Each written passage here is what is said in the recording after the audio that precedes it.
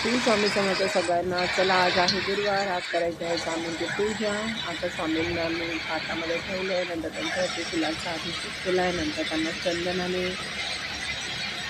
नंतर मग दह्याने,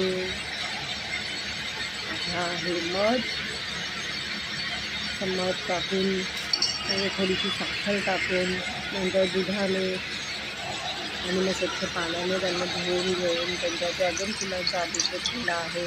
तुळसावर त्यांना पाण्याने धुवून घेतला आहे. कोरड्या कपड्याने असं त्यांना मस्तपैकी पुसून चौरंगावरती लाल कापड अंथरला आहे. महाराजांचा फोटोसुद्धा पुसून घेतलेला आहे. त्यांना नंतर मी अष्टगंधा लावलेला आहे, हार वगैरे लावला आहे. लाल कापड छोटंसं अंथरलं आहे. महाराजांची चौकी ठेवली आहे, त्याच्यावरती मी महाराजांना बसवलं आहे. त्यांनासुद्धा मी अष्टगंधा लावलेला आहे. त्यांचे कपडे वगैरे घातले, त्यांची टोपी वगैरे घालून त्यांना अत्तर वगैरे लावून. आज मला चाफ्याची फुलं नाही मिळाली म्हणून मी गोंड्याचं फुलंच ठेवलं. अशी त्यांना वेणी आणि माळ घालून आणि कमळाचं एक फूल मिळालेलं ते कमळचं फूल वरती ठेवलं. महाराजांचं पाणी मी बाजूला ठेवलं, केळी बाजूला ठेवली. महाराजांचं चरित्र सारामृत ते पुस्तक मी बाजूला ठेवलं, त्याच्यावरती मी एक फूल ठेवलं. आज प्रसादासाठी जिलेबी आणि शेंगदाणे आणि साखर होती. त्याच्यानंतर मी महाराजांची पूजा केली.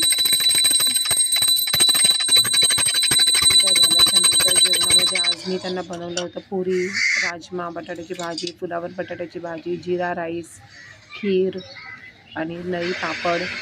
पाटावरती स्वस्तिक वगैरे काढून नैवेद्य त्यांचा मी दाखवला त्यांना, म्हणजे हल्ली दाखवला. हे घरी असतं हर गुरुवारी, तर मग हल्ली नैवेद्य वगैरे दाखवला. पाया वगैरे असं पडून झाल्यानंतर आणि महाराजांची आरती वगैरे केली. आरती वगैरे करून झाली, गाणं वगैरे बोलून झालं. त्याच्यानंतर मी नामस्मरण वगैरे केलं. आज नामस्मरण करताना माहीत नाही, खूप रडायला येत होतं मला. मी खूप रडत होती. पाया वगैरे माझ्या पडून झाल्या. ॲटोमॅटिकली माझ्या डोळ्यातून पाणी येत होतं, नाही माहीत का, महाराजांच्या फोटोकडे बघून. नंतर ह्यांनीसुद्धा नामस्मरण वगैरे केलं, पारायण वगैरे वाचलं. कशी वाटली तुम्हाला पूजा नक्की कमेंटमध्ये सांगा. श्री स्वामी समर्थ. जय जय स्वामी समर्थ.